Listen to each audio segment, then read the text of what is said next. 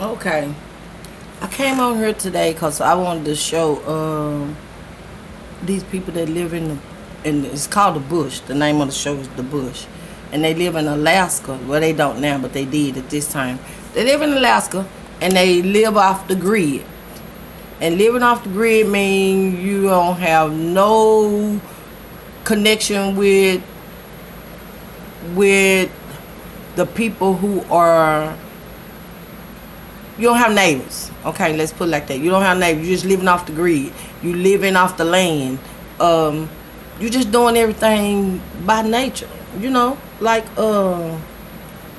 Dodo need to be doing. And I wanted to show y'all that. And that's why I came today when I just left a doctor's appointment. And now I'm here doing this. I know I'm always messing with my hair. I'm just so self-conscious always about my hair.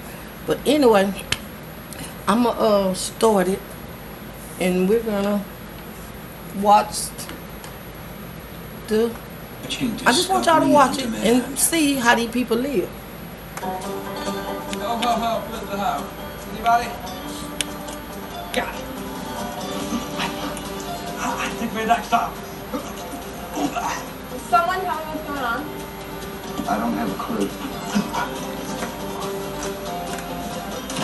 Yeah. Bullseye.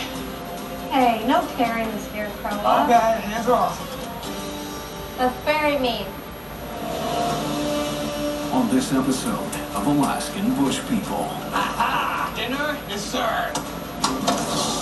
The bush is relentless and unforgiving for the wolf pack. Now, for the first time, the Browns provide new insight on how they navigate the obstacles that Mother Nature presents to them. And the discovery of a crew that documents their lives on Chickasaw Island. We sleep.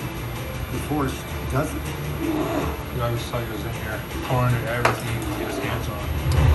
But as the Browns grow older, Best date. By far. the sacrifices become greater, You headed off for a little while? and the family legacy is more important than ever. Total victory!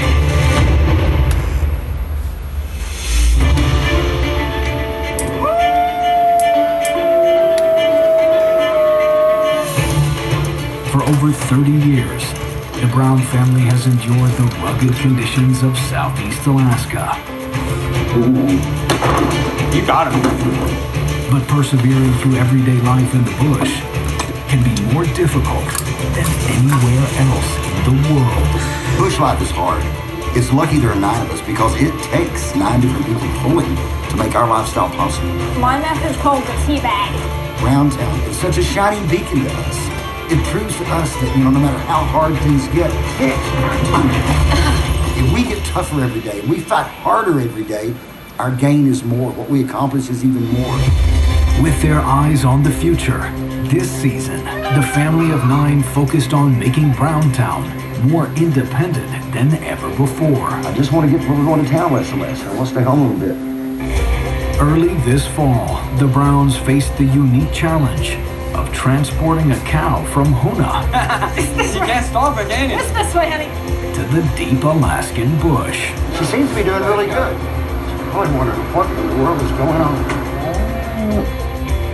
But the addition of a new family member has raised the interest of local predators.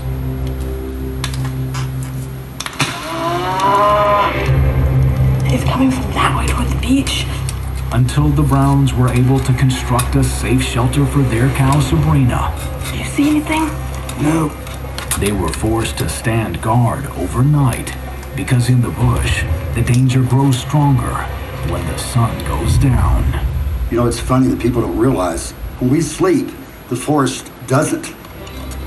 Since we started the show, the crew, they put out a lot of trail cams and things like that, and they put them in the same places that we walk and work and feel so comfortable during the day. We might see 5 bears during the day, and that seems bad enough. But at night, there's probably 15 of them out there. And we're sitting there sleeping over there chomping fish and walking through, and then we see 20 feet from the house, a bear's bedded down going to sleep. If you don't know it's there, you're not so afraid. It shows when you're sitting there and you can't see into the darkness, it's not the wind. You know, there's something over there. It's not the wind. The Browns have been accustomed to living amongst the most dangerous predators in North America. Oh, there's claw marks right in the side there. But in this behind-the-scenes footage, the crew learned firsthand just how threatening the bears on Chichikov Island can be. They had a bear go up and get into the production trailer. Got into the medical, got into all of their stuff. Went straight through the wall.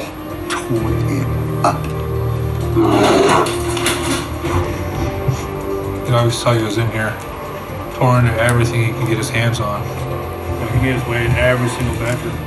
I keep thinking, this is a place I sleep. I had a lot of respect for bears before this happened. Now I have a lot more. I mean, seriously, 3 or 4 times while we're filming, and the cameraman is on me, not looking at anything but me, and there's a bear walking behind it. Yeah. That's pretty good. No, shout out to the camera crew, Yeah, film yeah. crew and audio. Oh, yeah.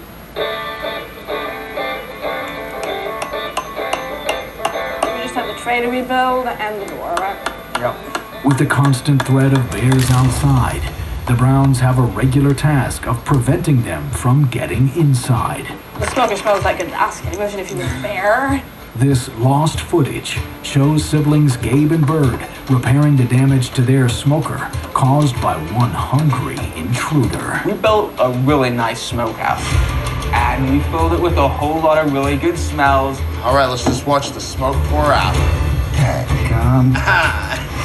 Unfortunately, the bears got to it, and they kind of tore it to pieces. Like, So it rip kind the of door made it. off, like, completely. Yeah, they completely ripped the door off. Is his pocket still there? So I said, No, he's letting me in. so Bird and I have to repair it so that we can start, stocking it with meat again. And I don't know how we're gonna keep the bears out next time. He didn't even attack it while there was meat in this thing. He just came for the smell. I guess the door was tasty enough for him. The bear could definitely come back in tonight and break it. That's just part of living in the bush. That's just the way it is. He tears it up, we fix it. That's the door, all right. There's the smoker. I remember that being straighter. No, that gap was always there, Are remember? you sure? Yeah. I guess it was. The smoker was not the only Browntown fixture to face an invasion this season. Just make a mark. I'm trying to fix up the root cellar. In a sense, it's kind of my baby. The bears came in and they left it in a state of disrepair. Last fall, Matt constructed a root cellar to protect the family's harvest year-round. You're dancing on leaves with your socks. The seeds don't care. See them spreading? But despite his efforts, the root cellar was raided by wildlife, leaving Matt to pick up the pieces. Boom. The door, I don't know what happened to it. It's disappeared. And like so many things that the bears vanish with, you can never figure out exactly, what is he using that small piece of tin for. So we'll just make another door. Hey, careful there. I think that the Brown family, we deal really well with adversity and challenges because growing up, we've always had to. I mean, the bush is always throwing something at you that you have to deal with.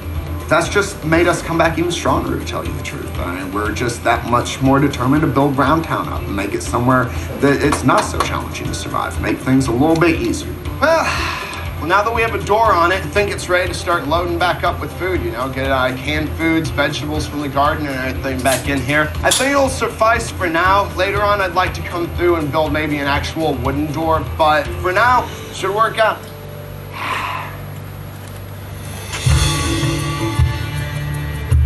Rehabilitating a root cellar is a daunting task. It's gonna be nice to get this window back in. All right. Well, the bears are left. But in this lost footage, the harsh challenges of living in the bush prove even simple repairs can be a struggle to accomplish. One of the coolest things about the house we have in Browntown is we had a lot of windows in it at first. Then the bears happened. Oh my Gosh. Are you serious?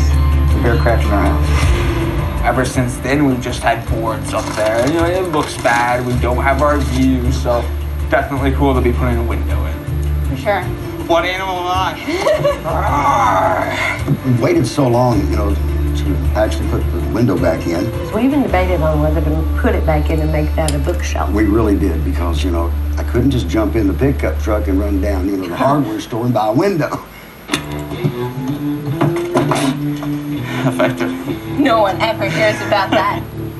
I think haphazard would be how most Browns attack things. That's definitely what we were doing with the window. Here's David. Rain and I make one of the best teams. Just throughout history, we've just always worked really good together. I came at the perfect time, didn't I? I think so. You know, as the window goes in and it fits perfectly, actually nice and snug and very good. It's like anything you do when you have trouble with it, you know, you get it done, it makes you feel good. Let's check it out, let's check it out, let's check it out. Haha! That's a little bit better. Another one down. Coming up, The gloves are off, homie. the Browns' livestock has a security breach. Sneak up on ya. And later, as the family focuses on expansion, Might kiss you?